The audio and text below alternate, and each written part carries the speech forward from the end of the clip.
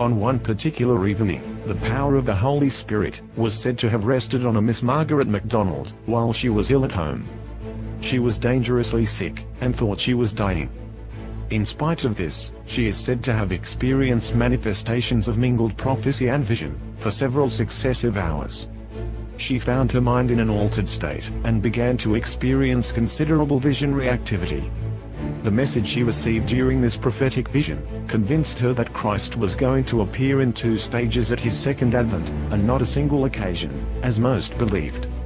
The Spirit's emanation revealed that Christ would first come in glory to those who look for him, and again later in a final stage, when every eye would see him. This visionary experience of Miss MacDonald represented the prime source of the modern rapture doctrine. Her sickness, during which she received her visions and revelations, occurred sometime between February 1st and April 14th, 1830. By late spring and early summer of 1830, her belief in the 2 phases of Christ's coming was mentioned in praise and prayer meetings in several towns of western Scotland. In these meetings, people were speaking in unknown tongues, and other charismatic occurrences were in evidence. Thus, modern Pentecostalism found its beginning.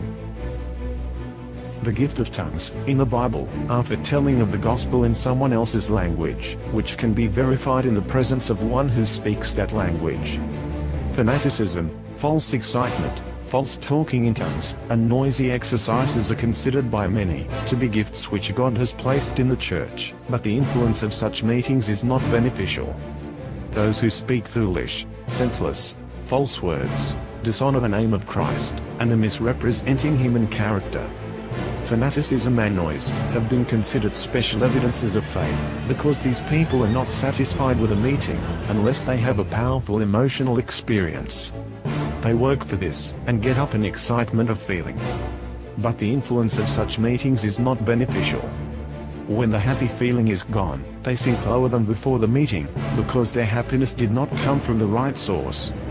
The most profitable meetings for spiritual advancement are those which are characterized with solemnity and deep searching of heart, each seeking to know himself, and earnestly, and in deep humility, seeking to learn of Christ.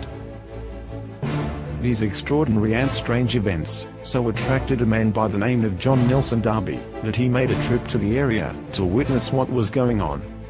Though he did not approve of the ecstatic episodes that he witnessed, it is nonetheless significant that Darby, after returning from Scotland, began to teach that Christ's advent would occur in 2 phases. There is evidence that Darby personally knew the MacDonald family, and even stayed with them around the time of these visions.